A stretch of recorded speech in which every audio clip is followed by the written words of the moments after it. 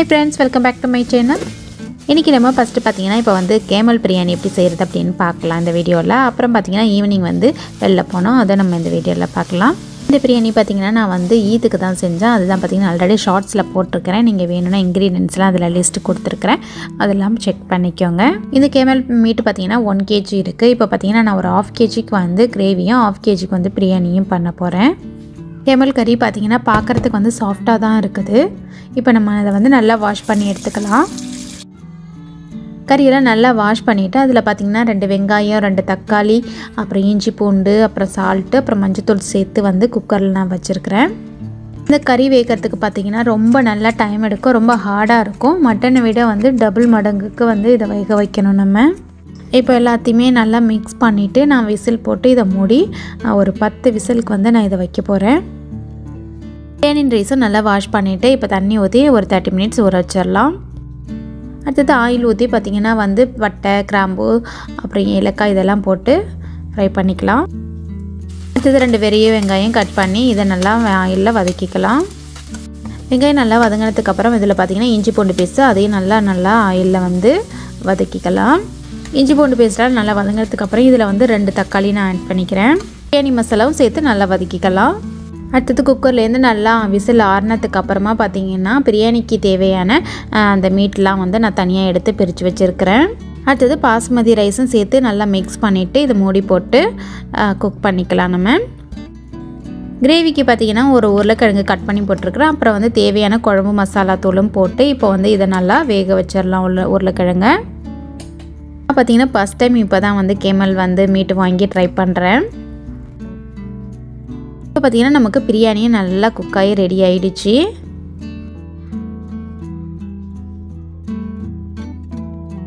இப்போதும் பார்த்திங்கன்னா பிரியாணி வந்து இந்த மாதிரி தான் வந்து பேனில் தான் குக் பண்ணுவேன். எனக்கு அடிப்பிடிக்காது, அதே சமயம் பார்த்திங்கன்னா வந்து குழஞ்சி போகாது. கரெக்டாக தண்ணி ஊற்றி ஸ்டவ் ஆஃப் பண்ணி வந்து வச்சுருவேன். அது நல்லா குக்காகி வந்துடும். இப்போ நமக்கு வந்து இந்த கேமல் கிரேவியும் நமக்கு ரெடி ஆகிடுச்சு. அடுத்தது ஆனியன் ரைத்தாவும் ரெடி பண்ணி வச்சுட்டேன் சைட்லேயே. ஸோ இதுதான் பார்த்திங்கன்னா நம்ம இன்றைக்கி வந்து வீட்டில் வந்து கேமல் பிரியாணி கேமல் கிரேவி அப்புறம் ஆனியன் ரைத்தா இது தான் நமக்கு வீட்டில் இன்றைக்கி லஞ்சு. பிரியாணி பார்த்திங்கன்னா சாப்பிட்றதுக்கு சூப்பராக இருந்துச்சு. பட் வந்து மீட் வந்து பார்த்திங்கன்னா ஹார்டாகவே இருந்துச்சு. அது நெக்ஸ்ட் டைம் வந்து நம்ம சரி பண்ணிக்கணும். இப்போ பார்த்திங்கன்னா நாங்கள் ஈவினிங் வெளில கிளம்பினோம். பார்த்திங்கன்னா பார்க்கு பீச்சு பார்த்திங்கன்னா எங்கே போனாலும் இன்றைக்கி கூட்டமாக தான் இருக்கும், ஈத் ஹாலிடேஸ் அப்படிங்கிறதுனால. இப்போ பார்த்திங்கன்னா நம்ம வந்து கெட்டூரா ரிசர்வ் அப்படிங்கிற ஒரு பிளேஸ்க்கு வந்திருக்கிறோம்.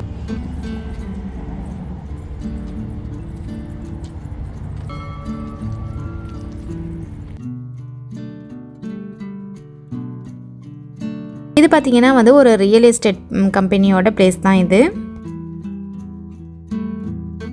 இங்கே பார்த்திங்கன்னா லக்ஸரியான கார்ஸ்லாம் வந்து நிறைய இருக்குது பார்க்க. வரிசையாக இவ்வளோ காரை இவ்வளோ காஸ்ட்லியான கார்லாம் எதுக்கு இங்கே வச்சுருக்காங்கன்னு எனக்கு தெரியலை. அவ்வளோ காசு வந்து வச்சுருக்குறாங்க இங்கே. எல்லாருமே வர்றவங்கெல்லாம் பார்த்திங்கன்னா வந்து ஃபோட்டோஸ்லாம் நின்று எடுத்துகிட்டு போகிறாங்க. இன்றைக்கி பார்த்திங்கன்னா இந்த பிளேஸில் வந்து கூட்டமும் இல்லை பாருங்கள். நம்ம வந்து ஃப்ரீயாக வந்துட்டு போக முடியும்.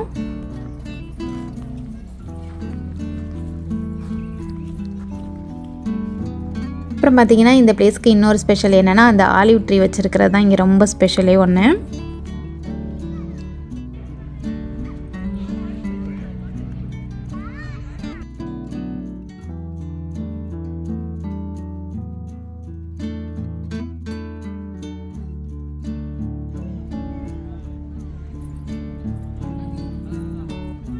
பாலைவனத்திலையும் பார்த்திங்கன்னா இவ்வளோ பெரிய ட்ரீயை இங்கே வந்து கொண்டாந்து வச்சு இதை வந்து மெயின்டைன் பண்ணுறாங்கன்னா பாருங்கள் எப்படின்னு. காய்க்கும் அதில் இந்த பாலைவனத்தில் எங்கே காய்க்க போகுது?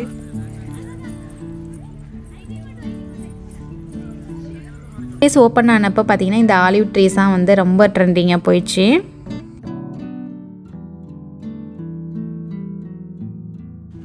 அந்த வரிசையாக மட்டும் இல்லை, அங்கங்கே பார்த்திங்கன்னா கார் வந்து நிறுத்தி வச்சுருக்குறாங்க. அழகாக நம்ம ஃபோட்டோ எடுக்கிறதுக்கு ஈஸியாக வசதியாக இருக்குது. இது என்னது? ஓ, கட் பண்ணி விட்டுருக்காங்க. ஏதோ வளருது. இந்த இடத்துல பார்த்திங்கன்னா காக்டஸ்லாம் வச்சுருக்காங்க. அடுத்தது பார்த்திங்கன்னா இது கொஞ்சம் வந்து பில்டிங் உள்ளேயே இருக்கிறனால இண்டோர் மாதிரி இருக்குது. அதனால இந்த ஆலிவ் ட்ரீ பார்த்திங்கன்னா நல்லா பார்க்க பச்சை பச்சைன்னு இருக்குது.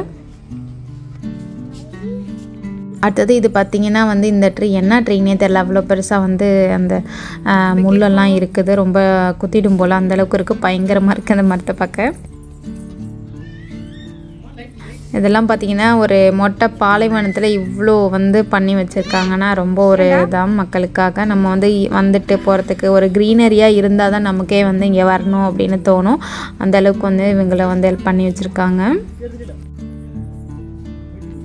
இந்த பிளேஸில் நடக்கும்போது பார்த்திங்கன்னா ஏதோ ஒரு காட்டில் நடந்து போகிற மாதிரி ஃபீல் இருக்குது.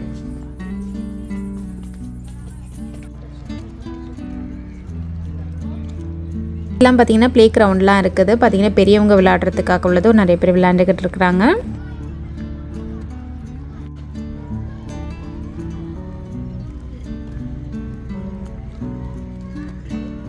அடுத்தது பார்த்திங்கன்னா கிட்ஸ் ப்ளே ஏரியா செக்ஷனே வந்தாச்சு. பார்த்திங்கன்னா இவ்வளோ நேரம் என்னடா மரம் செடி கொடி காருன்னு காமிச்சிங்களே அப்படின்னு சொல்லிட்டு பாப்பா ப்ளே கிரவுண்டை பார்த்ததும் ஓடுறா.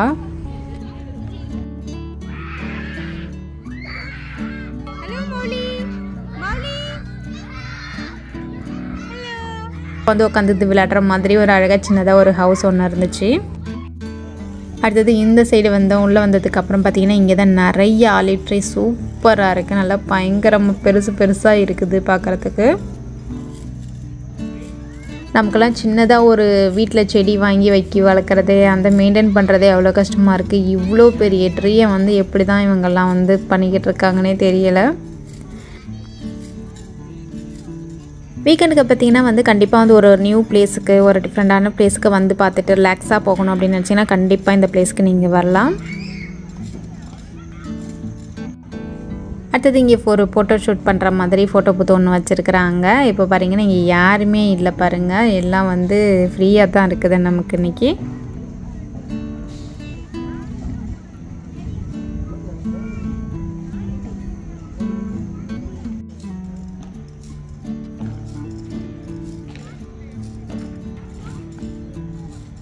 இந்த பிளேஸ்லேயே பார்த்திங்கன்னா ரெஸ்டாரண்ட்லாம் கொஞ்சம் இருக்குது. பார்த்திங்கன்னா நீங்கள் வந்தீங்க அப்படின்னா குழந்தைங்க கொஞ்சம் நேரம் விளையாட வச்சுட்டு கொஞ்சம் ஏதாவது ஸ்நாக்ஸ் வாங்கி சாப்பிட்டுட்டு நம்ம ரிலாக்ஸாக போகலாம்.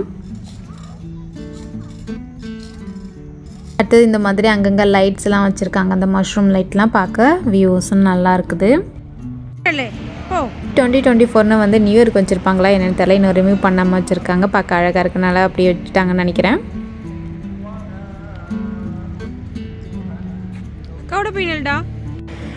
சம்மர் வேறு ஸ்டார்ட் ஆக போகுது. அதனால் பார்த்தீங்கன்னா இந்த பிளேஸ்க்கு நீங்கள் போய் இன்னும் விசிட் பண்ணல அப்படின்னா அதுக்குள்ளே வந்து சம்மர் வர்றதுக்குள்ளே வந்து விசிட் பண்ணிவிடுங்க.